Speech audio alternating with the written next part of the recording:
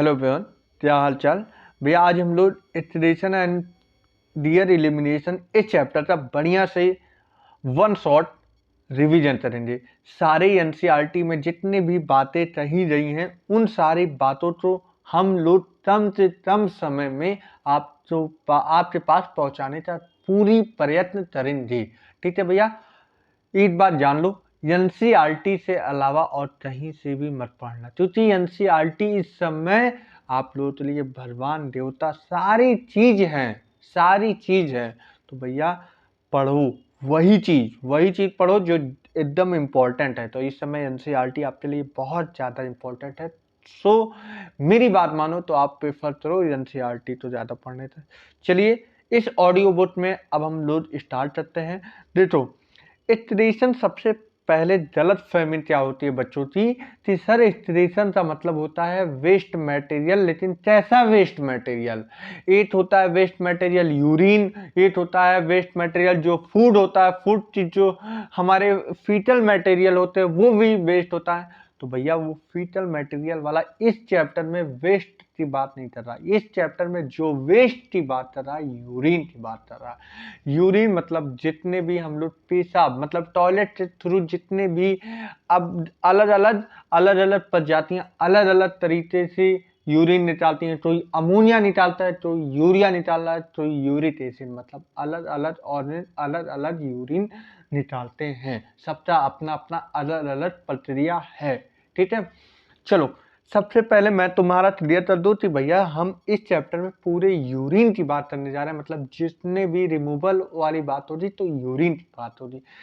इसमें किस तरीके से वेस्ट आते हैं, देखो एनिमल जितने भी होते हैं वो बहुत प्रकार से वेस्ट, एनिमल की बात कर रहा हूँ, ह्यूमन की बात नहीं कर रहा हूँ। एनिमल में हम भी आ जाते हैं, अलग अलग लोग आ जाते हैं, बोनी फिश भी आ जाता है, एक्वाटिक एम्फीबिया भी आ जाता है, एक्वाटिक इंसेक्ट भी आ जाता है। तो बहुत सारे लोग आ जाते हैं। तो इनमें बहुत सारे मतलब अलग अलग प्रकार से यूरिन रखते हैं। ठीक है, कोई अमोनिया रखता है, कोई अमोनिया अपने अंदर रखता है, कोई यूरिया रखता है, कोई यूरिक एसिड रखता है। तो अलग अलग टाइप के अलग अलग वेस्ट है। जैसे हम लोग ब्रीथ इन करते हैं, हाँ सर करते हैं, उसमें हम लोग CO2 बाहर निकालते हैं, ये भी एक तरीके का वेस्ट है। इतना नहीं, जो हम लोग कभी कभी वाटर भी निकालते हैं ये भी वेस्ट है भैया। और इतना ही नहीं, जब हम लोग तो स्वेटिन होती नहीं है, पसीने नहीं आते, स्वेटिन नहीं होते हमारे बॉडी के अंदर, उस समय हमारे आयंस निकलते हैं, तो ये भी एक तरीके का वेस्ट है। मतलब हम लोग के बहुत तरीके से वेस्ट बाहर निकलते हैं, कभी आयन के फॉर्म में, कभी यूरिन के फॉर्म में, कभी वाटर के फॉर्म में, कभी CO2 के फॉर्म में, कभी यूरिया के फॉर्म में, कभी यूरिक एसिड के फॉर्म में, कभी अमोनिया के फॉर्म में। ठीक है, ठीक है। अब देखो, एक मेटाबॉलिक वेस्ट होता है जो मैंने बता दिया है। अब एक नाइट्रोजिनस वेस्ट होता है जो कि मोस्ट कॉमन तीन होते हैं, अमोनिया होता है, यूरिया होता है, यूरिक एसिड होता है। Nitrogenous waste most common ammonia होता है, यूरिया होता है, यूरिक एसिड होता है। मोस्ट कॉमन अमोनिया होता है, यूरिया होता है, यूरिक एसिड होता है। ठीक, अब देखो अमोनिया की बात कर दी जाए तो ये मोस्ट टॉक्सिक होते हैं बहुत। हमारी बॉडी अमोनिया तो ज़्यादा देर तक क्या रख ही नहीं पाती है। बहुत कम, बहुत ट्रांजिएंट, बहुत बहुत स्मॉल टाइम में हमारी बॉडी रख सकती है। ज़्यादा देर तक हमारी बॉडी अमोनिया तो नहीं रख सकती है, क्योंकि अमोनिया बहुत ज़्यादा टॉक्सिक होता है और अमोनिया को निकालने के लिए बहुत ज़्यादा वाटर की ज़रूरत पड़ती है। अच्छा सर, हम लोग वाटर में रहते नहीं हैं, तो डैट मीन हम लोग के अंदर ज़्यादा अमोनिया, मतलब अमोनिया लीवर के अंदर बनता है, लेकिन अमोनिया कन्वर्ट हो जाता है हम लोग के अंदर यूरिक एसिड में। ठीक है, यूरिक एसिड में। लेकिन वहीं पे जितने भी एक्वाटिक एनिमल होंगे, मतलब एक्वाटिक फिश है, बोनी फिश है, एक्वाटिक इंसेक्ट, एक्वाटिक एम्फीबिया, इन लोग के पानी तो भर भर के है भाई। पानी वाले जितने भी प्रजातियां होंगी उनके अंदर तो पानी की कमी थोड़ी ना है, तो उनके अंदर अमोनिया पाए जाते हैं, अमोनिया यूरिन के फॉर्म में निकलते हैं। ठीक है, तो भैया अमोनिया मोस्ट टॉक्सिक होता है, मोर वाटर कंज्यूम करता है। और अगर यूरिक एसिड की बात कर दी जाए जो हम लोग के अंदर होता है, ये लेस टॉक्सिक होता है, लेस वाटर की जरूरत पड़ती है। अब देखो, जो अमोनिया निकालता है उन प्रजाति को बोलते हैं अमोनियोटेलिट, और उस प्रोसेस को बोलते हैं अमोनियोटेलिज्म। अमोनियोटेलिज्म, उस प्रजाति को बोलते हैं अमोनियोटेलिट। जो अमोनिया निकालता है उस प्रजाति को बोलते हैं अमोनियोटेलिट, उस प्रोसेस को बोलते हैं अमोनियोटेलिज्म। ठीक है, इसमें 3 लोग आते हैं, मेनी बोनी फिश, मेनी बहुत सारे, bony fish, aquatic amphibia, aquatic insect. ठीक, अब उसके बाद अमोनिया सॉल्युबल बहुत रेडली होता है, रेडली सॉल्युबल होता है। इन जनरल बात दी जाए तो हमारे अंदर जो अमोनिया होता है बॉडी सरफेस के थ्रू, जो हमारे इंसेक्ट होते हैं या एक्वाटिक जितने भी होते हैं, फिशेस होते हैं, उनके अंदर से जो बॉडी सरफेस से अमोनिया निकलती है वो किस फॉर्म में होता है, अमोनियम आयन के फॉर्म में निकलती है। बॉडी सरफेस से अमोनियम अमोनियम आयन, पहले बात सुनो, अमोनिया नहीं बोला हूं, बॉडी सरफेस से अमोनियम आयन के फॉर्म में निकलती है। ठीक है, ठीक है सर। अब उसके बाद हम आते हैं, अमोनियम आयन की बात कर दी जाए, लेकिन ये अमोनिया तो निकालने में किडनी का कोई भी सिग्निफिकेंट रोल नहीं होता है। ठीक है, अब उसके बाद हम आते हैं यूरिया। यूरिया तो निकालने, तो यूरिया जो प्रजाति निकालते हैं उन प्रजाति को बोलते हैं यूरियोटेलिट। यूरियो बोला हूँ, यूरियोटेलिट। ठीक है, अब देखो इसके अंदर कौन कौन आते हैं, टेरेस्ट्रियल एम्फीबिया आता है, टेरेस्ट्रियल एम्फीबिया आते हैं, और इतना ही नहीं, टेरेस्ट्रियल एम्फीबिया आते हैं, मैरीन फिशेस भी आती हैं, और भैया कौन आता है बताओ। ठीक है, मैमल्स भी आते हैं यूरियोटेलिट में। ठीक है, यूरियोटेलिट में मैमल्स भी आते हैं, मेनी टेरेस्ट्रियल एम्फीबिया भी आते हैं, मैरीन फिश भी आते हैं। ठीक है, ये सारे यूरिया निकालते हैं, यूरियोटेलिट इन एनिमल को बोलते हैं। ठीक है, अब कुछ हमारे मैमल्स हो जाए, बर्ड्स हो जाए, रेप्टाइल्स हो जाए, लैंड स्नेल हो जाए, और इंसेक्ट हो जाए, ये सारे यूरिक एसिड निकालते हैं, यूरिक एसिड निकालते हैं। इन ऑर्गेन्स को बोलते हैं यूरिट्रो, हम यूरियो नहीं बोलते हैं, CO बोलना है, यूरिट्रोटेलिट। ठीक है, ठीक है सर, ठीक है। अब उसके बाद हम आते हैं यूरिट्रोटेलिट। ठीक है, अब उसके बाद हम देख लेते हैं अलग अलग फाइलम के अंदर अलग अलग स्टेरेशन पाए जाते हैं, जैसे कि पोरीफेरा, सिलेंटेटा, टिनोफोरा, ये सारे के अंदर जितने भी लोड हैं इनमें बाई सिंपल डिफ्यूजन के थ्रू स्टेरेशन हो जाता है। सबसे पहले प्लेटी में आया, प्लेटी हेलमिंथेस फाइलम में स्टेरेशन सिस्टम आया, इनमें फ्लेम सेल या प्रोटोनेफ्रेडिया के फॉर्म में पाया जाता है। फिर उसके बाद एस्ट्री हेलमिंथेस में रेंटिल सेल पाया जाता है। ठीक है, किस फॉर्म में होता है, रेनेट सेल पाया जाता है एस्ट्री हेलमिंथेस में। फिर उसके बाद एनेलिडा आता है, एनेलिडा के अंदर नेफ्रीडिया पाया जाता है। ऑर्थोपोडा के अंदर माल्फिजियन टिब्यूल पाया जाता है स्टेरेशन के लिए। फिर उसके बाद टेरेस्टिशियन या प्रॉन बोलो, इनके अंदर ग्रीन ग्लैंड या इंटरनल ग्लैंड पाया जाता है। फिर एचाइनोडर्मेटा में कोई भी नहीं पाया जाता, हेमिटोडेटा में प्रबोसित ग्लैंड पाया जाता है, यूरोटोडेटा में प्रोटोनेफ्रेडिया पाया जाता है। ठीक है, तो ये सारी चीज एक बात जान लो, पोरीफेरा, सिलेंटेटा, टिनोफोरा, इन तीनों के अंदर सिंपल ट्यूबुलर फॉर्म पाया जाता है, जिसे बाई सिंपल डिफ्यूजन के थ्रू ही ये लोग स्टेरेशन करते हैं। लेकिन हम लोग के अंदर, मतलब जिस तरह कॉम्प्लेक्सिटी बढ़ती गई उस तरह हम लोग में चेंजेस आते गए। जो सिंपल बॉडी सरफेस के थ्रू स्टार्टिंग से जो फाइलम है वो कर रहे थे, लेकिन हम लोग सिंपल डिफ्यूजन के थ्रू स्टेरेशन नहीं करते हैं। हम लोग के अंदर एक ऑर्गन पाया जाता है जिसे हम बोलते हैं किडनी। ठीक है, किडनी जो होता है ये हम लोग तो स्टेरेशन करने में बहुत ज़्यादा हेल्प करता है। ठीक है, अब ह्यूमन की बात चली जाए तो ह्यूमन के पास पेयर ऑफ किडनी पाए जाते हैं, मतलब एक पेयर मतलब 2 किडनी पाई जाती हैं। 1 पेयर ऑफ यूरेटर पाया जाता है, 1 यूरिनरी ब्लैडर, वन पेयर नहीं बोला, वन यूरिनरी ब्लैडर पाया जाता है, वन यूरेथ्रा पाया जाता है, ठीक है। पेयर में 2 होते हैं, एक किडनी होता है पेयर में, एक यूरेटर पेयर में होता है, बाकी सब यूरेथ्रा 8 होता है, यूरिनरी ब्लैडर 8 होता है, ठीक है। लेंथ 10 से 12 सेंटीमीटर, वेट 5 से 7 सेंटीमीटर, थिकनेस 2 से 3 सेंटीमीटर, वेट 120 से 170 ग्राम। फिर से बोला हूँ, लेंथ 10 से 12 सेंटीमीटर, विथ 5 से 7 सेंटीमीटर, थिकनेस 2 से 3 सेंटीमीटर, वेट 120 से 170 ग्राम।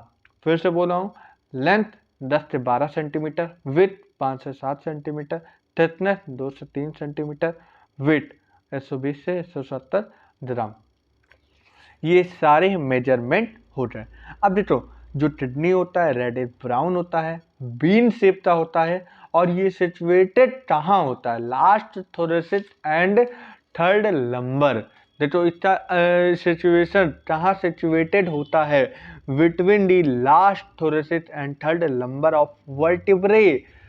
वर्टिब्रे कहाँ होता है, हमारे जितने भी पीछे, मतलब पीछे वाली जो बैकबोन होती है वहाँ पे वर्टिब्रल पाया जाता है, तो वर्टिब्रल के पास पाया जाता है। लेकिन हम लोग का वर्टिब्रल जो होता है वो डॉर्सल साइड में होता है, तो vertebral close to the dorsal inner wall of the abdominal cavity में पाए जाते हैं, ठीक है। इनका हमने पोजीशन बता दिया, मेजरमेंट बता दिया, शेप बता दिया, कलर बता दिया, इतने सारी चीज बता दिया, ठीक है। अब उसके बाद यहाँ पे सेंटर में, मतलब टूवर्ड्स द सेंटर एक इनर कॉन्केव सरफेस पाए जाते हैं, नॉच लाइट स्ट्रक्चर होता है, उन्हें नॉच लाइट स्ट्रक्चर तो हाइलम बोलते हैं। हाइलम से यूरेटर, ब्लड वेसल जो भी है ये सारे इंटर करते हैं, वहीं पे हाइलम एक ब्रॉड फनल बनाता है जिसे हम बोलते हैं रीनल पेल्विस, ठीक है, ठीक है, रीनल पेल्विस बोलते हैं। और रीनल पेल्विस जो होता है वो ओपन होता है टैलिस में, ठीक है। और आउटर लेयर ऑफ किडनी जो होता है, किडनी का बाहरी परत, बाहरी लेयर जो होता है बहुत टफ होता है जिसे हम बोलते हैं कैप्सूल।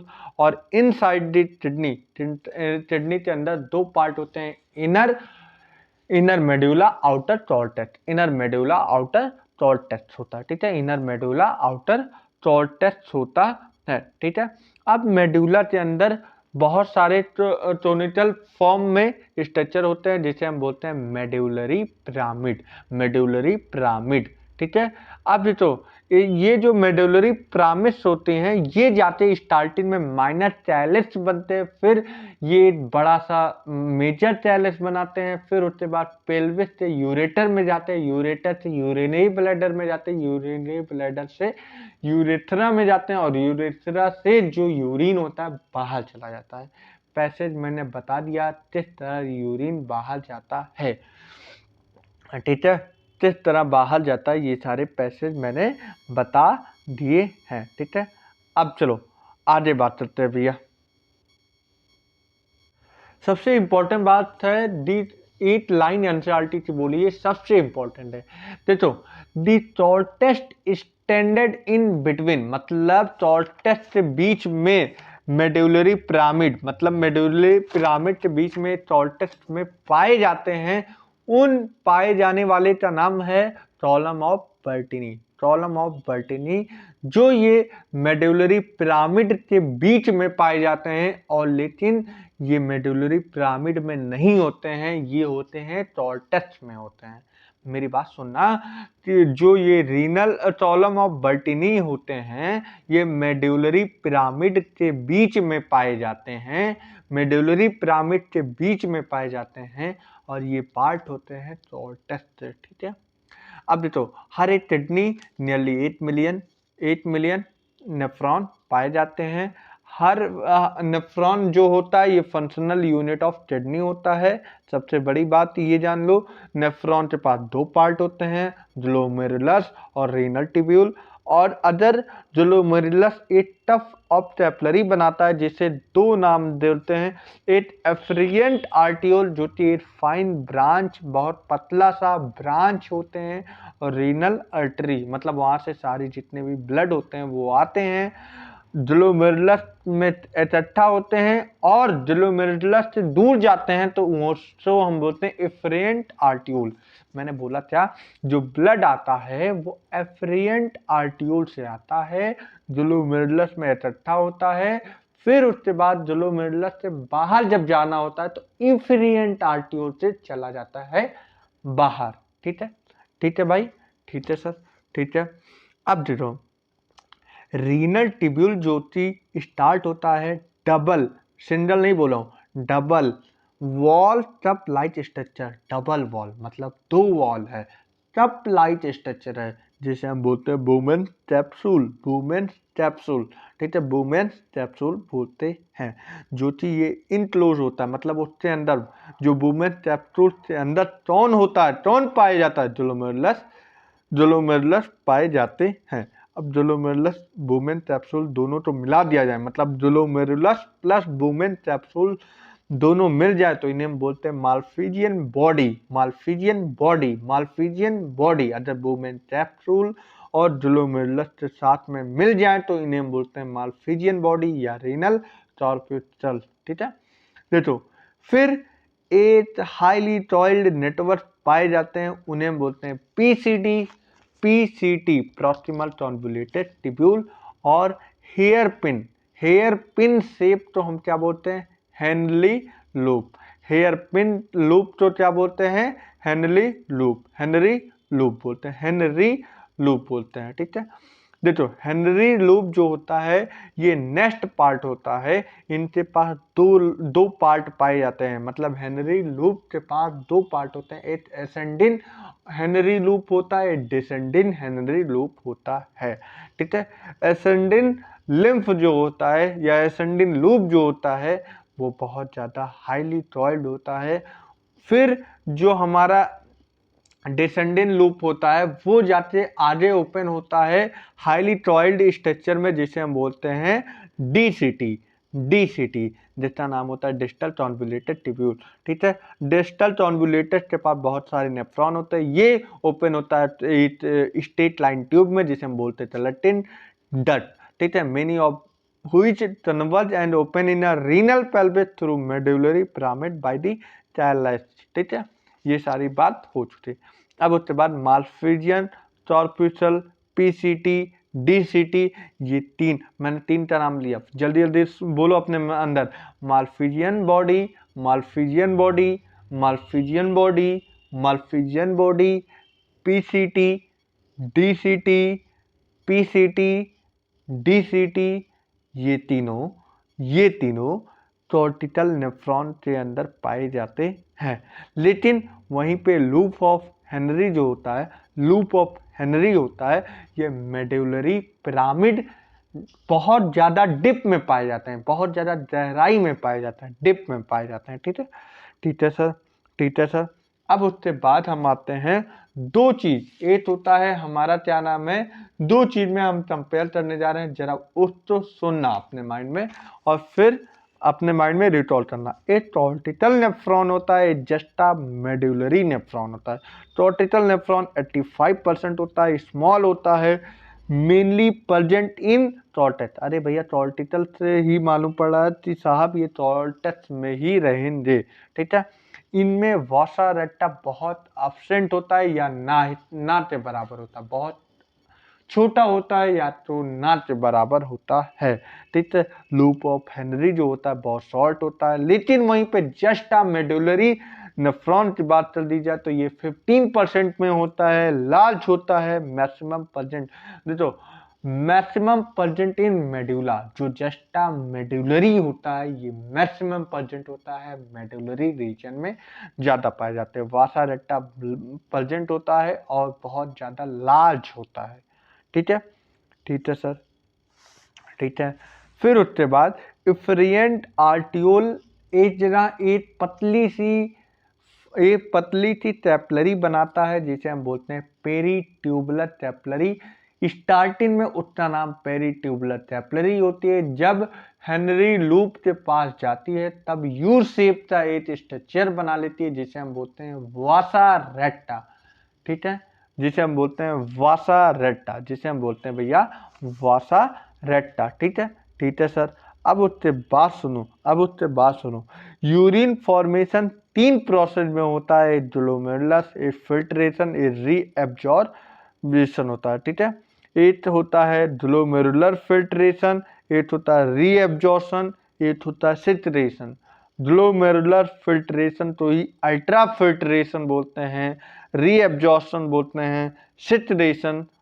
3 स्टेप होते हैं, ठीक है।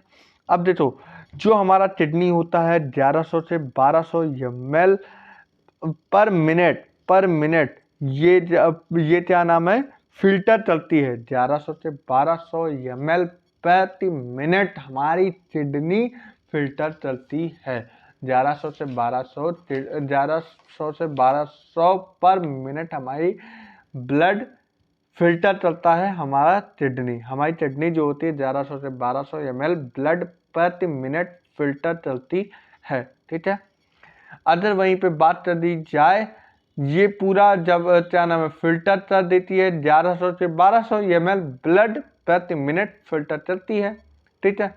जो फिल्ट्रेट बनता है, मतलब ये तो फिल्टर चल रही है ब्लड को, लेकिन जो फिल्ट्रेट में भैया, मतलब इसमें क्या नाम है फिल्ट्रेट जो बनता है भैया, इसमें कितना बनता है 125 ml प्रति मिनट, या तुम बोल सकते हो 20%, या बोल सकते हो 1/5% फिल्ट्रेट बनता है। और पूरे दिन की बात कर दी जाए तो 180 लीटर प्रतिदिन हमारा फिल्ट्रेट बनता है। लेकिन सर इसका मतलब ये बताइए सर, फिल्ट्रेट 180 लीटर बन जाता है तो ये क्या हम रिमूव कर देते हैं? नहीं, 99% ये सारे फिल्ट्रेट तो हम रीएब्जॉर्ब कर लेते हैं। 1% मतलब समझो 1.5% या 1.5 लीटर पर डे हम लोग यूरिन के फॉर्म में यूरिन निकाल देते हैं। 1.5 लीटर बनता जो फिल्ट्रेट है 180 लीटर प्रतिदिन, लेकिन वो रीएब्जॉर्ब हो जाता है 99%। 8% यूरिन बाहर जाता है। 8% का मतलब होता है 5.5 लीटर, सॉरी हाँ, 1.5 लीटर प्रतिदिन हम लोग यूरिन को बाहर निकालते हैं। 1.5 लीटर प्रतिदिन हम लोग यूरिन को बाहर निकालते हैं, ठीक है, ठीक है साहब, ठीक है। अब देखो, ग्लोमेरुलस कैपिलरी होते हैं, वो 3 लेयर से बनते हैं। Endothelium of glomerulus blood vessel होता है, बुमेन कैप्सूल होते हैं, बेसमेंट मेम्ब्रेन होते हैं। तो ये 3 लेयर होते हैं, ठीक है। एपिथेलियल सेल जो होता है बुमेन कैप्सूल में, अच्छा बुमेन कैप्सूल जो होता है ये, इनके अंदर एपिथेलियल सेल पाए जाते हैं और इनके अंदर एक छोटे छोटे से पोर पाए जाते हैं, जैसे हम स्लिट पोर बोलते हैं, जिसे हम स्मॉल पोर बोलते हैं। इनको हम बोलते हैं फिल्ट्रेशन स्लिट या स्लिट पोर बोलते हैं, ठीक है। अब जो ये क्या नाम है बुमेन कैप्सूल होता है, इनके अंदर क्या क्या छन जाता है, इनके अंदर क्षमता क्या है, प्रोटीन तो छोड़ दिया जाए, जितने भी प्लाज्मा और प्लाज्मा के जितने भी कॉन्स्टिट्यूएंट पार्ट होते हैं वो सारे छन जाते हैं। सिर्फ बचता है तो वो प्रोटीन नहीं छनता है, बाकी सारे भी प्लाज्मा से जितने भी आरबीसी, डब्ल्यूबीसी, प्लेटलेट, ये सारे जितने भी चीजें हैं सब छन जाते हैं एक्सेप्ट प्रोटीन, ठीक है, ठीक है, ठीक है सर। इसी प्रोसेस को मैं पहले बता दे रहा हूँ, इसी प्रोसेस को अल्ट्रा फिल्ट्रेशन बोलते हैं, ठीक है, ठीक है सर। अब देखो, मैं पहले बता रहा हूँ, GFR का फुल फॉर्म होता है ग्लोमेरुलर फिल्ट्रेट रेट, ठीक है, ग्लोमेरुलर फिल्ट्रेट रेट होता है, ठीक है। एक हेल्दी इंडिविजुअल 125 लीटर प्रति मिनट GFR बनता है एक हेल्दी पर्सन के अंदर। और पूरे दिन की बात कर दी जाए तो ये फिल्ट्रेट बनता है 100 लीटर प्रतिदिन। अभी तो मैंने ये बात बता दिया है, 125 लीटर प्रति मिनट ये फिल्ट्रेट बनता है। और पूरे दिन की बात कर दी जाए तो 180 लीटर प्रतिदिन, जो कि 99% रीएब्जॉर्ब हो जाता है। तो 8% में मतलब 1.5 लीटर हम लोग यूरिन बाहर निकाल पाते हैं, ठीक है। ये बात आपको समझ में आई? हाँ सर। अब देखो, यहाँ पे 2 चीजें जान जाओ, एक DCT के साथ उनके अंदर एक मैटुला सेल पाया जाता है, और ये जेजीए का फुल फॉर्म होता है जस्टा ग्लोमेरुलस एपेटस। ठीक है, ये दोनों मिल जाते हैं, जेजी सेल और क्या होता है मैटुला डेंसा, ये दोनों मिल जाते हैं तो एक एपेरेटस का फॉर्मेशन होता है जिसे हम बोलते हैं ग्लोमेरुलर एपेटस। ठीक है, ग्लोमेरुलर एपेटस। ठीक है, जेजीए सेल जो बहुत ज़्यादा सेंसिटिव रीजन होता है, और भैया इतना नहीं, जब हम लोग का जीएफआर गिर जाता है तो तुरंत एक्टिवेट हो जाता है जेजी सेल, और जेजी सेल तुरंत एक्टिवेट होते रेनिन रेनिन रिलीज कर देता है, जिसकी वजह से ग्लोमेरुलर ब्लड फ्लो इंक्रीज हो जाता है और ब्लड प्रेशर जो होता है मेंटेन। ये बेसिकली चलता क्या है, जो यूरिन के अंदर जो भी वाटर होता है उससे यूटिलाइज कर लेता है। यूटिलाइज करने का मतलब इसे एब्जॉर्ब कर देता है। ठीक है, मतलब दोबारा निकाल लेता है, उसमें जो यूरिन होता है उसमें से वाटर निकाल लेता है। ठीक है, मैंने दो प्रोसेस बता दिया, एक मैंने बता दिया अल्ट्रा फिल्ट्रेशन, दूसरा मैंने बोल दिया रीएब्जॉर्प्शन। अब तीसरा मैं दूसरा मैंने क्या बताया भैया, दूसरा मैंने क्या बताया, दूसरा मैंने बताया है रीअब्जॉर्प्शन। अब तीसरा मैं बताऊंगा सिचुएशन। अब सिचुएशन में कौन होता है, ग्लूकोज होते हैं, अमीनो एसिड होते हैं, सोडियम आयन। भाई जितना हम लोग खा पी रहे हैं, जितने आयन है सारे वेस्ट तो है नहीं, सब तो बाहर निकालना है नहीं, नहीं तो हमें क्या मिलेगा, हम तो खा रहे हैं तुरंत निकाल रहे हैं, तो इसका मतलब क्या है, नहीं हमें कोई चीज़ निकालना नहीं है। इंपॉर्टेंट चीज़ तो हमारी बॉडी की ज़रूरत है, उसे हम लोग रखेंगे, जो वेस्ट होता है उसे हम निकालेंगे। तो भैया सोडियम, ग्लूकोज, एमिनो एसिड ये सारे एक्टिवली हमारी बॉडी के अंदर फिर से रीएब्जॉर्ब या बोल सकते हो सिचुएट हो जाते हैं। ठीक है, सिचुएट हो जाते हैं। बाकी जो नाइट्रोजनस वेस्ट बचे ये सारे निकल जाते हैं, लेकिन पैसिव ट्रांसपोर्ट होता है। ठीक है, ठीक है। अब यूरिन फॉर्मेशन के वक्त जैसे H+, पोटेशियम आयन, अमोनिया ये सारे फिल्ट्रेट हो जाते हैं। ठीक है, ठीक है सर। अब देखो जो यूरिन फॉर्मेशन होता है ये कहाँ हेल्प करता है, जो यूरिन फॉर्मेशन हो रहा है ये मेंटेन करता है पीएच और आयनिक बैलेंस। और क्या बैलेंस चलता है, आयनिक और एसिड बेस बैलेंस चलता है। एसिड बेस मतलब पीएच बैलेंस चलता है। ठीक है, अब देख लेते हैं फंक्शन ऑफ द ट्यूब्यूल, ये सारे फंक्शन क्या है वो जरा देख लेते हैं। पीसीटी में क्या क्या मतलब एब्जॉर्ब होता है ये जरा देख लेते हैं। तो पीसीटी में 70 से 80% इलेक्ट्रोलाइट एब्जॉर्ब हो जाते हैं, और इतना ही नहीं वाटर भी रीएब्जॉर्ब हो जाता है। ठीक है, रीएब्जॉर्ब मतलब एक बार जो ग्लोमेरुलर फिल्ट्रेट में आ जाता है उसे दोबारा निकाल लिया जाता है फिल्ट्रेट में। जैसे कि ये सारी चीज़ इंपॉर्टेंट है, इलेक्ट्रोलाइट इंपॉर्टेंट है उससे बाहर निकाल देते हैं, वाटर इंपॉर्टेंट है बाहर निकाल देते हैं, तो जो फिल्ट्रेट होता है बहुत ज़्यादा कंसनट्रेट हो जाता है। तो जो पीसीटी होता है वो किस चीज़ में मदद करता है, तो वो मेंटेन करता है पीएच और आयनिक बैलेंस करने में हमारा पीसीटी हेल्प करता है। ठीक है, बॉडी फ्लूइड क्या सिचुएट करता है, तो यहाँ पे सिचुएट करता है hydrogen ion, ammonium ion, bicarbonate, ammonia और हाइड्रोजन आयन ये सारे सिचुएट करते हैं। अब हेनरीज लूप में जरा देख लेते हैं, यहाँ पे 5% यहाँ पे होता है सिचुएशन। ठीक है, 5% यहाँ पे होता है। ठीक है, यहाँ पे सबसे बड़ी बात ये होती है हाई ऑस्मोलैरिटी होती हैं मेडुलरी इंटेस्टाइनल फ्लूइड के अंदर। ठीक है, अब देखो ये किसके लिए परमिएबल होते हैं, ये परमिएबल होते हैं वाटर के लिए। डिसेंडिंग देखो जो हेनरीज लूप होते हैं ये दो होते हैं, एक एसेंडिंग होता है एक डिसेंडिंग होता है। जो हेनरीज लूप होते हैं इनके दो पार्ट होते हैं, एक एसेंडिंग होता है एक डिसेंडिंग। जो एसेंडिंग वाला होता है जो नीचे आता है वो हमेशा वाटर के लिए परमिएबल होता है, जो डिसेंडिंग होता है वो सोडियम क्लोराइड मतलब इलेक्ट्रोलाइट के लिए परमेबल होता है। ठीक है, ठीक है, ठीक है सर, ठीक है सर। अब उसके बाद ये जो ट्रांसपोर्ट होता है कैसे होता है, एक्टिवली या पैसिवली दोनों हो सकता है। ठीक है, अब सुनो, अब सुनो, अब डीसीटी में पहुंच जाओ। डीसीटी में कंडीशनल रीएब्जॉर्प्शन होता है। कंडीशनल रीएब्जॉर्प्शन होता है। Sodium water, sodium ion water, ये सारे चीज दोबारा रीएब्जॉर्ब होते हैं। डीसीटी कैपेबल होता है reabsorption of bicarbonate and selective situation of hydrogen potassium ion. ये सारे रीएब्जॉर्ब करवाने का जिम्मा किसे दिया गया है? डीसीटी को। ठीक है, डीसीटी। अब सेलेक्टिव डक्ट की बात कर दी जाए तो ये मोर स्टैंडर्ड, मतलब बहुत लंबा स्टैंडर्ड में पाया जाता है। और इनर पार्ट ऑफ मेडुला, जो कि इनर पार्ट ऑफ मेडुला में पाया जाता है। Large amount of water to be reabsorb, मतलब जितने भी लार्ज अमाउंट ऑफ वाटर तो रीअब्जॉर्ब करता है, और कुछ यूरिया तो डिफ्यूज कर देता है, जिससे कि ऑस्मोलरिटी जो होता है मेंटेन रहे। ठीक है, मेंटेन रहे। और जब यहाँ पे पानी सब निकल जाता है सेलेक्टिव डक्ट की वजह, तो जो यूरिन होता है बहुत ज्यादा कंसंट्रेट हो जाता है।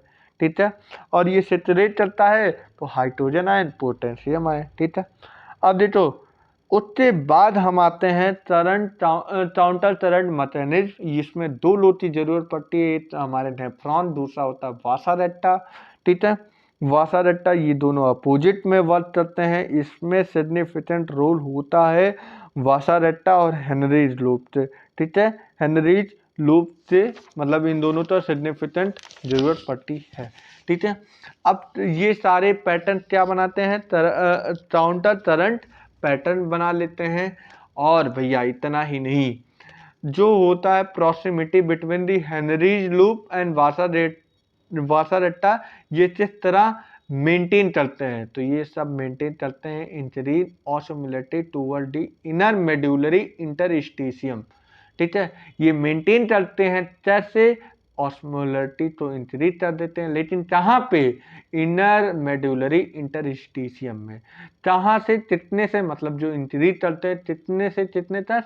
300 मिली ऑस्मोलरी लीटर इनवर्स टॉर्टस में, और 1200 मिली ऑस्मोलरिटी जो होता है इनर मेडुला। तो एक बात सुनो, 300 जो होता है, 300 ऑस्मोलरी होता है, ये टॉर्टस में होता है, और 1200 जो ऑस्मोलरी होता है ये इनर मेडुला में होता है। ठीक है, जो ये ग्रेडियंट होता है ये कैसे कैसे होता है? तो सोडियम क्लोराइड की वजह से, यूरिया की वजह से। ठीक है, जो सोडियम क्लोराइड होता है ये चेंज होता है डिसेंडिंग लिम्फ ऑफ वासारेट्टा, और सोडियम क्लोराइड जब रिटर्न होता है इंटरस्टिशियम में तो ये क्या बना लेता है? यूरिया तो थोड़ी सी रिलीज करवा देता है, जिसमें सी मेंटेन रहे हमारा क्या नाम है? ग्रेडियंट। ठीक है, मेंटेन रहे। ठीक है, अब उसके बाद देखो ये जो मैकेनिज्म है क्या मेंटेन करती है? कंसंट्रेशन ग्रेडियंट और कितना? मेडुलरी इंटरस्टिशियम का। ठीक है,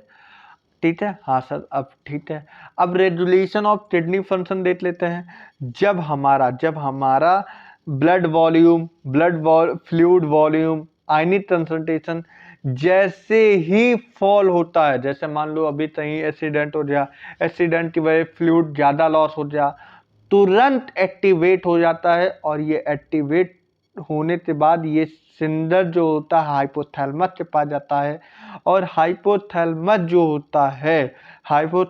ये भेजता है मैसेज पोस्टीरियर पिट्यूटरी, वहीं पे न्यूरो हाइपोफाइसिस होता है। ये तुरंत एक एक क्या नाम है? रिलीज करता है, जिसका नाम होता है एंटी डायूरेटिक हार्मोन, तो रिलीज कर देता है, जिसकी वजह से बेसोप्रेशन मतलब जितने भी वेसल्स हैं हमारे हाथ वाथ के जितने भी हैं वो सारे प्रेस करते वाटर निकालते, जितने भी क्या नाम है हम लोग का जीएफआर, जितने भी हम लोग के ब्लड वॉल्यूम और ब्लड प्रेशर डाउन रहता है उसे मेंटेन कर देता है। कौन हार्मोन्स है? एंटी डायूरेटिक हार्मोन्स या बेसोप्रेसिन, ये सारे निकलते हैं कहाँ से? न्यूरोहाइपोसिस कहाँ होता है? Posterior pituitary of medulla. और ये कौन डाइट चलता है? ये हाइपोथैलेमस डाइट चलता है। ठीक है, जिसकी वजह से ब्लड प्रेशर ये सारे इंक्रीज हो जाते हैं और ग्लोमेरुलर फिल्ट्रेट रेट फिर मेंटेन हो जाता है। उसी तरह अगर तभी हम लोग का ब्लड प्रेशर या ये सारी चीज नीचे आ जाता है, मतलब डाउन हो जाता है या कम हो जाता है, तुरंत GFR एक्टिवेट हो जाता है। वो जेजी सेल तो हिंट दे देता है और जेजी सेल तुरंत रेनिन हार्मोन तो रिलीज कर देते हैं। रेनिन जो होता है एंजियोटेंसिनोजन तो बदल देता है एंजियोटेंसिनोजन 1, और उसी वक्त एंजियोटेंसिनोजन 1 तो 3 लोड कन्वर्ट कर देते हैं। सबसे पहले आते हैं हमारे हाइपोथैलेमस, सबसे पहली बात। दूसरा एड्रेनलिन हार्मोन्स होता है, और तीसरा एल्डोस्टेरॉन होता है। एल्डोस्टेरॉन होता है एड्रेनल कॉर्टेक्स, एक कॉर्टेक्स होते हैं, एक ग्लैंड होते हैं और एक हाइपोथैलेमस। ये तीनों load angiotensin angiotensinogen first convert कर देते हैं एंजियोटेंसिन सेकंड में। ठीक है, ठीक है। और जो एंजियोटेंसिनोजन सेकंड एक्टिवेट करता है वो एड्रेनल कॉर्टेक्स होता है, जो कि एल्डोस्टेरॉन निकाल देता है।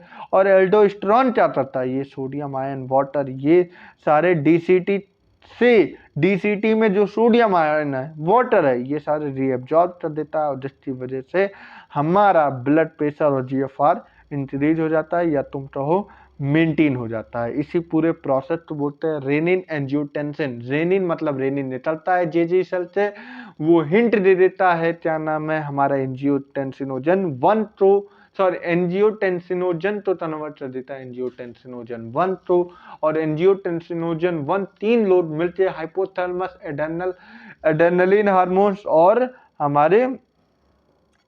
हमारे एल्डोस्टेरॉन, ये तीनों मिलते एंजियोटेंसिनोजन 2 में बदल देते हैं, जिसकी वजह डीसीटी से सोडियम आयन वाटर तो रीअब्जॉर्ब कर लेते हैं, जिसकी वजह ब्लड प्रेशर जीएफआर मेंटेन हो जाता है। ठीक है, अब उसके बाद उसी तरह अभी तो हमने किसकी बात किया था, एडीएच, अब हम एडीएच की बात नहीं करेंगे, एएनएफ एंड आरटीएल नाइट्री यूरेटिक फैक्टर।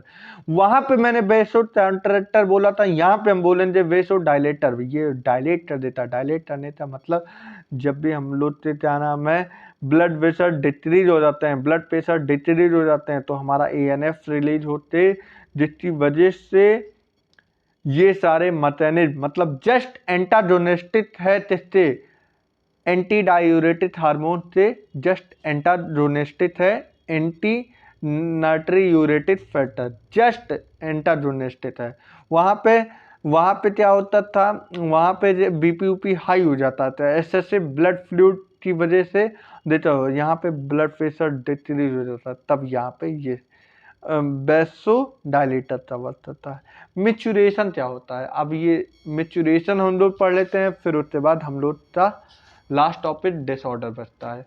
मिचुरेशन क्या होता है, मिचुरेशन होता क्या है, बेसिकली मिचुरेशन हम लोग का कहने का मतलब ये है कि मिचुरेशन हम लोग तो जो यूरिन होता है ये निकालना होता है। ठीक है, तो हम लोग का जो यूरिनरी ब्लैडर होता है, इसमें जब यूरिन भर जाता है तो वहाँ पे छोटे छोटे रिसेप्टर होते हैं। ठीक है, रिसेप्टर होते हैं, जब यूरिन भर जाता है तो इसी रिसेप्टर से जाता है हाइपोथैलेमस में मैसेज कि भैया ऐसा है कि अब यूरिन तो रिलीज करने का समय आ गया है, अब यहाँ से उठें और जाके यूरिन रिलीज करें। ठीक है, तो ये हाइपोथैलेमस क्या करता है, अगर हाइपोथैलेमस तुरंत भेजता है प्यूटेटरी, तो मतलब वो भेजता है सीएनएस तो सेंट्रल नर्वस सिस्टम, तो सीएनएस भेजता है PNS peripheral nervous system. PNS में दो लोग आते हैं, एक होता है सोमैटिक, एक होता है हमारा नॉन सोमैटिक। नॉन सोमैटिक तो वॉलंटरी बोलते हैं। तो ये सोमैटिक में दो लोग आते हैं, एक हमारा आता है भैया कौन सा, पैरासिम्पथेटिक और सिंपथेटिक। ठीक है, तो ये एएनएस के पास भेजता है, एएनएस सोमैटिक सेल के पास भेजते हैं, सोमैटिक सेल पहले वॉलंटरी सेल पे जाता है। वॉलंटरी सेल जब फेवरेबल कंडीशन देखता है, अच्छा अब मतलब भीड़ भड़कता नहीं है, कहीं सन्नाटे में चले गए हो, तो ये तुरंत चला जाता है पैरासिम्पथेटिक। पैरासिम्पथेटिक क्या करता है, जो स्पिंटर होता है वो रिलीज कर देता है, वो वैसो कॉन्ट्रैक्टर होता है, वो कॉन्ट्रैक्ट कर देता है, जिससे कि यूरिन बाहर आ जाता है। ठीक है, यूरिन बाहर चला जाता है। तो पैरासिम्पथेटिक का काम क्या है, कॉन्ट्रेस्टर काम है, कॉन्ट्रेक्शन करता है जिसमें कि यूरिन बाहर चला जाता है। और जो हमने बोला था अभी वॉलेंट्री मसल का क्या काम होता है, उसमें जब जान जाता है फेवरेबल कंडीशन है तो वो जो स्पिंटर होता है वो छोड़ देता है, स्पिंटर मतलब रिलीज कर देता है, जिसकी वजह से यूरिन बाहर आ जाए। ठीक है, ठीक है। तो मेच्योरेशन से ये सारी प्रोसेस थे। ठीक है, अब चलो हम लोग तो डिसऑर्डर है वो पढ़ लेते हैं। तो जो यूरिन होता है, यूरिन भैया जो होता है ये लाइट येलो होता है कलर, वाटरी फ्लूइड होता है, इस बहुत ज़्यादा एसिडिक होता है, इसका एसिडिक जो पीएच होता है 6 होता है। ठीक है, ऑर्डर कलर होता है। ठीक है, 25 से 30 ग्राम यूरिया जो होता है हम लोग पर डे इसे हम लोग बाहर निकालते हैं। 25 से 30 ग्राम यूरिया हम लोग बाहर निकालते हैं थ्रू यूरिन, यूरिन के माध्यम से 25 से 30 ग्राम यूरिया हम लोग बाहर निकालते हैं। ठीक है, ठीक है सर, ठीक है भैया, ठीक है। अब चलो थोड़ा पढ़ लेते हैं डिसीज से। यूरेमिया क्या होता है, यूरेमिया क्या होता है, जो हमारा क्या नाम है किडनी में यूरिया, सॉरी ब्लड में जब यूरिया एक्यूमुलेट हो जाए, ब्लड में जब यूरिया एक्यूमुलेट हो जाए तब हम उसे बोलते हैं यूरेमिया। ठीक है, ठीक है, ठीक है सर, जो कि बहुत ज़्यादा हार्मफुल होता है और ये किडनी फेलियर में सबसे बड़ा जिम्मेदार इंसान है। ठीक है, यूरेमिया। ठीक है, अब यूरिया तो हम किस तरह रिमूव कर सकते हैं, हीमोडायलिसिस, ये तुमने सुना होगा डायलिसिस। ठीक है, during the process human dialysis जो होता है, ब्लड को पहले निकाल लिया जाता है, फिर उसे साफ किया जाता है, फिर वापस ब्लड को डाल दिया जाता है।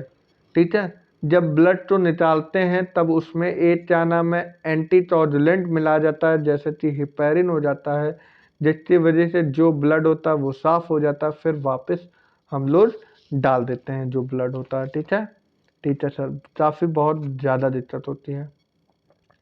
ठीक है भैया, इसमें प्लाज्मा नहीं रहता है, सॉरी इसमें नाइट्रोजनस वेस्ट नहीं होता है। ठीक है, बाकी सारे प्लाज्मा चले जाते हैं अंदर। ठीक है, अब उसके बाद हम आते हैं भैया रीनल फेल्योर।